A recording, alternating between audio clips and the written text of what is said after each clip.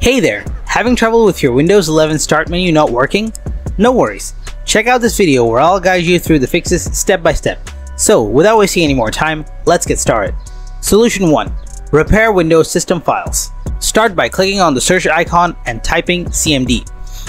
Then right-click on Command Prompt in the search results. Select Run as Administrator and click Yes. In the Command Prompt window, type sfc/scan now and hit Enter. After that, type dism/online/cleanupimage/check health and press Enter.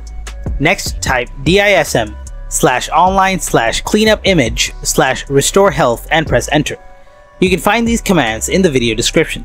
Finally, reboot your computer to see if it works. Solution 2. Restart Windows Explorer. First off, right-click on the taskbar and choose Task Manager from the menu.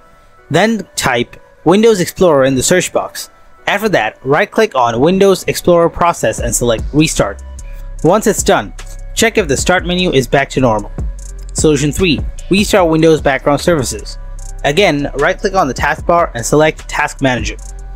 In the search box, type Start. Then right-click on Start and choose End Task. Once it's done, your start menu should be up and running. And there you have it. That's how you tackle the start menu or start button issue in Windows 11. If you found this video helpful, then subscribe to our channel and don't forget to drop a like. And if you have any kind of questions, so please ask them in the comment section below. Thanks for watching.